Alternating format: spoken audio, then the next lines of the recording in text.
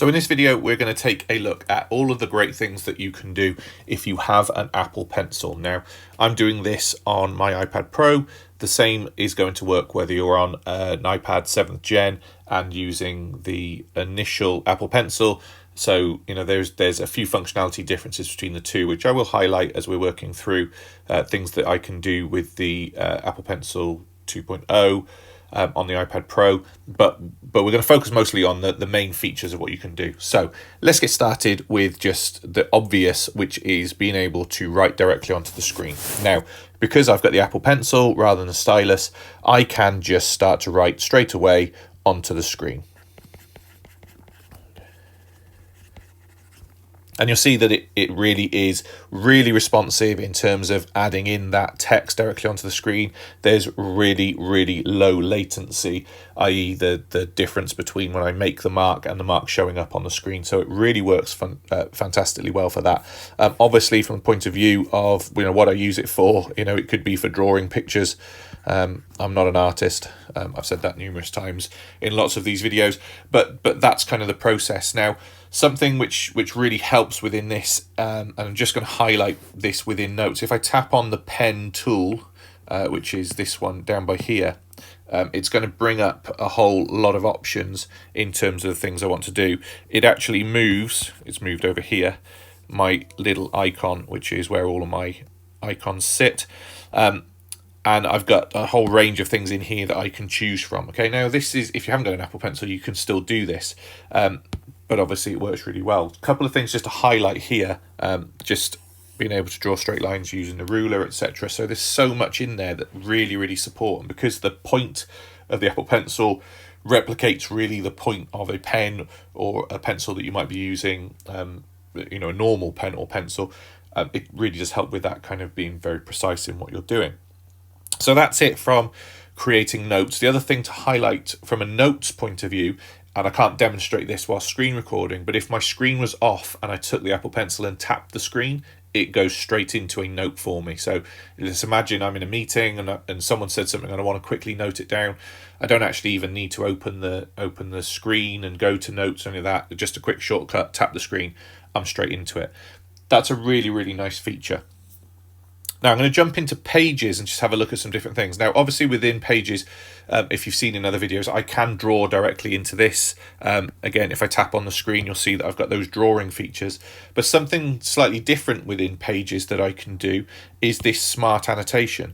So let's imagine this was a piece of work that I'm marking from a student.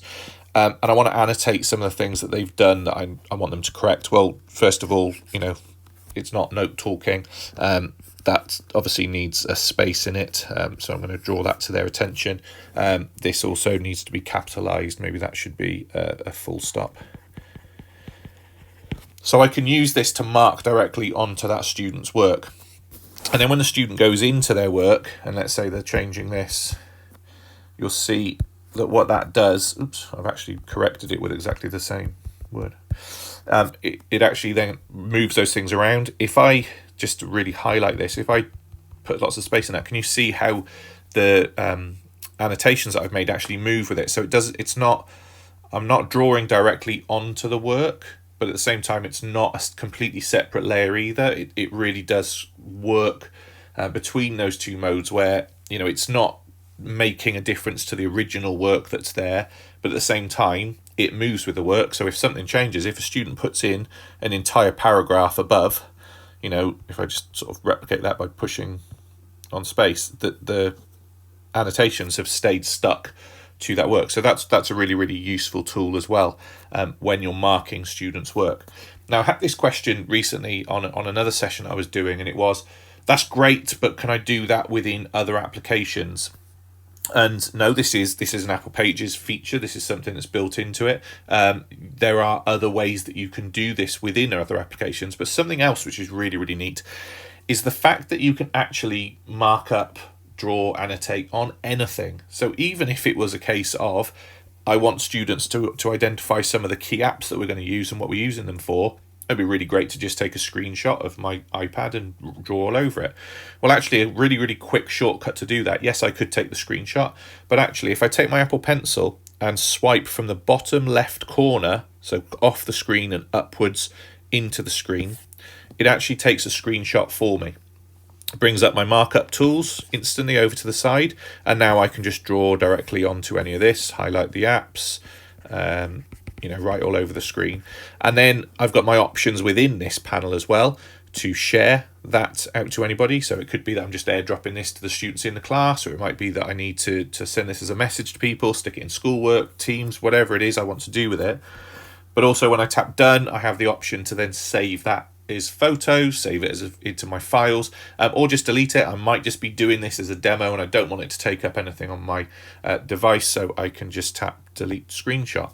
Now, why that's really useful, if I jump back into Pages and use this as an example, let's imagine that this wasn't created in Pages. I can very simply swipe up from the bottom left. I can use my markup tool and I can mark that student's work in exactly the same way, and then obviously share that through any of your other platforms that you might be using. Now, one other thing to highlight here is when I take this screenshot, you'll notice that I also have the option to go full page. And what that means is I haven't actually just taken a screenshot, it's taken the entire document, and I can actually mark up the entire thing and share that out.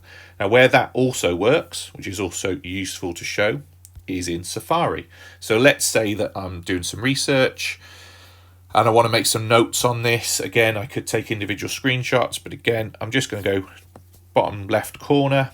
It's going to take that screenshot of the page. Oops. Jump out a sec. Do that one again. So take that screenshot, go to full page, and now as you can see, if I just slide down on the right hand side, I've got the entire document, but I've still got my markup tools here. So I still have that option to mark up the things that I want to mark up on the page, and I can move through that page and you'll notice that that markup goes with it. So it's still there, still in place. Again, I have those options to share. When I tap done, I have that option to then save that PDF to my files where I can distribute that to whoever I want to at a later date.